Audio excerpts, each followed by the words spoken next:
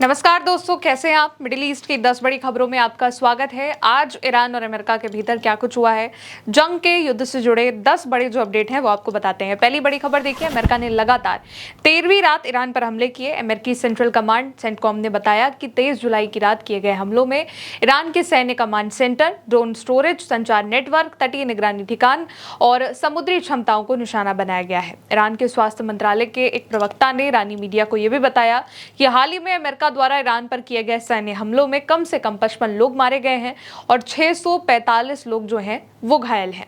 अब दूसरी बड़ी खबर देखिए दोस्तों, जो कि ईरान से है। IRGC ने ऑपरेशन नस्र 2 की 27वीं लहर में ड्रोन लॉन्च किए हैं और मिसाइलें दागी हैं, जो कि अमेरिका के जो अलग अलग सैन्य ठिकाने हैं वहां पर गिराई गई हैं। कुवैत में अमेरिका के गोला बारूद डिपो, कर्मियों के हैंगर्स को निशाना बनाया गया है।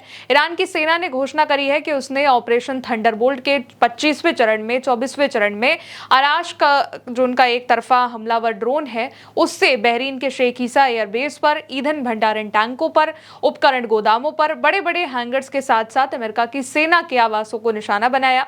IRGC के हमले में अमेरिका का थाड़ नष्ट हुआ है। बहरीन और जॉर्डन में अमेरिका ने जो है अमेरिका के बेसिस पर ईरान ने हमला किया है। तीसरी बड़ी खबर देखिए, ईरान ने गल्फ देशों को वार्निंग दे दी है।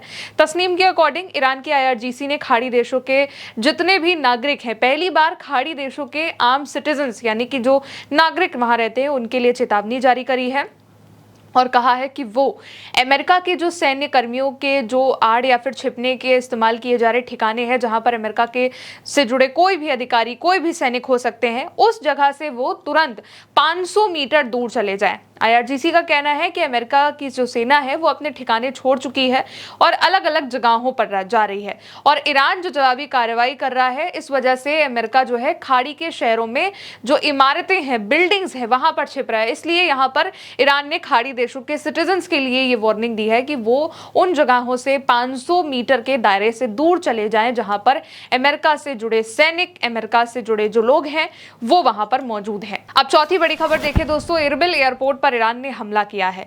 ईरान ने इराक के इरबिल शहर को निशाना बनाकर शाहेद ड्रोन से हमले किए हैं। कई ड्रोनों ने इरबिल का जो अंतर्राष्ट्रीय हवाई अड्डा है वहां पर अपने जो टारगेट्स हैं उन ठिकानों को निशाना बनाया और वहां पर धमाके भी हुए हैं। अब अगली बड़ी खबर देखिए, ब्रिटेन पर भी हमले की चेतावनी ईरान ने जारी कर दी है।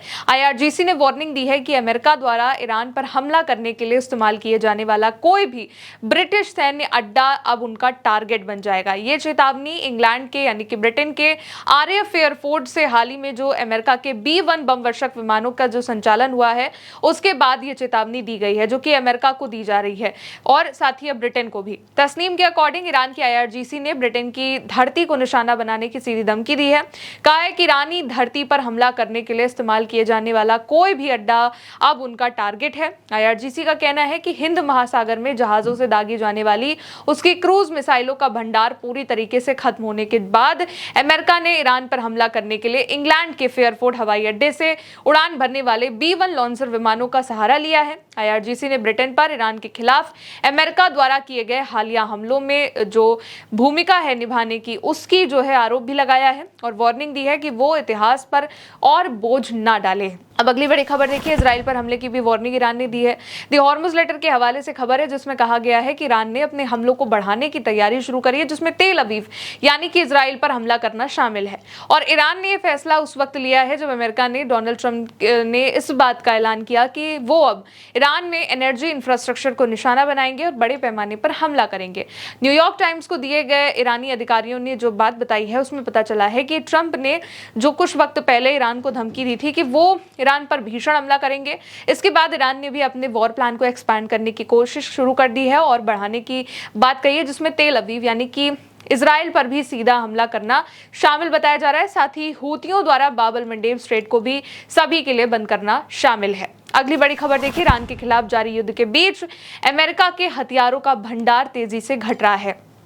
पेंटागन के पूर्व अधिकारी हैं मार्क कैशियन, उन्होंने इस बात का दावा किया है कि मौजूदा रफ्तार से हथियार खर्च होने की वजह से अमेरिका का स्टॉक जो है वो पहले के स्तर से बहुत कम हो गया है और उसको दोबारा से वैसे होने में 2 से 5 साल लग सकते हैं। अब उन्होंने अल जजीरा से बातचीत में इसको कहा है कि ईरान पर हमलों में अमेरिका ने जिन 7 प्रमुख हथियारों का सबसे ज्यादा इस्तेमाल किया उनमें से करीब 1/3 से भी आधा स्टॉक खत्म हो चुका है और उनके मुताबिक यही हथियार ताइवान या फिर पश्चिमी प्रशांत क्षेत्र में युद्ध की स्थिति में भी जरूर ज़रूरी होंगे। इसलिए अब ईरान के पास, जब ईरान के ऊपर उन्होंने हमला किया, ईरान ने मिसाइल हमला किया अमेरिका पर, तो अमेरिका के पास हथियारों का स्टॉक काफ़ी कम हो गया, जिसको भरने में दोबारा से 5 साल लगेंगे। अगली बड़ी खबर, ईरान ने सीज फायर प्रस्ताव को ठुकरा दिया। ईरान ने अमेरिका के राष्ट्रपति डोनाल्ड ट्रंप द्वारा तेहरान को भेजे गए सीज फायर प्रस्ताव को ठुकराया है। यह प्रस्ताव इराकी प्रधानमंत्री अली अल जैदी के माध्यम से तेहरान पहुंचाया गया। 24 जुलाई को न्यूयॉर्क टाइम्स को दिए गए एक घटनाक्रम में ट्रंप ने युद्ध को और बढ़ाने और साथ ही ईरान के महत्वपूर्ण बुनियादी ढांचों पर हमला करने की धमकी दी थी। अधिकारियों ने नाम न छापने की शर्त पर यह जानकारी दी, क्योंकि खर्चा और तमाम चीजें हैं और चर्चा का विषय राष्ट्रीय सुरक्षा से जुड़ा संवेदनशील मामला था।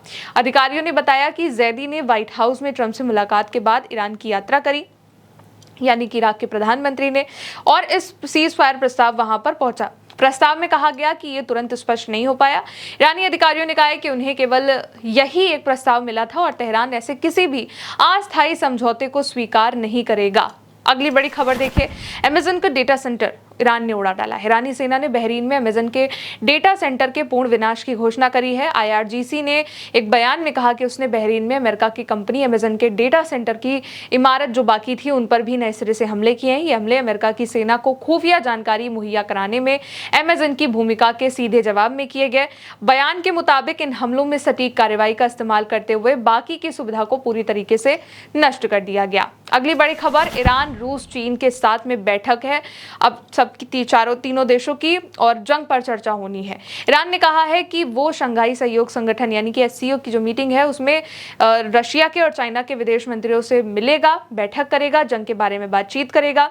SCO के विदेश मंत्रियों की बैठक आज किर्गिस्तान के चोलपोन अता शहर में हो रही है, और इसी बैठक के दौरान ईरान के विदेश मंत्री रशिया के विदेश मंत्री से भी मिले और चाइना से भी उनकी मुलाकात हुई। और ईरान के विदेश मंत्रालय के प्रवक्ता इस्माइल बगई भी कह चुके हैं कि अमेरिका की कार्रवाई अंतर्राष्ट्रीय कानून और नियमों के खिलाफ है। तो इस तरीके से सभी दोनों देश हैं, ईरान और अमेरिका, दोनों की तरफ से जो हमले हैं वो जारी हैं। और अब इसी को लेकर के शंघाई सहयोग संगठन की जो मीटिंग चल रही है उस पर ईरान ने रूस और चाइना के साथ एक बड़ी मीटिंग करनी भी शुरू कर दी है, जिसके बाद में ईरान ने ब्रिटेन पर भी हमले की चेतावनी दी है, गल्फ पर भी बड़े हमले की वार्निंग दी है और इजराइल पर भी मिसाइल अटैक करने की वार्निंग जारी हो चुकी है। फिलहाल अभी के लिए इन 10 बड़ी खबरों में इतना ही। फिर मिलेंगे नए अपडेट्स के साथ। आप देखते रहिए उल्टा चश्मा यूसी। मेरा नाम है गौरी। नमस्ते।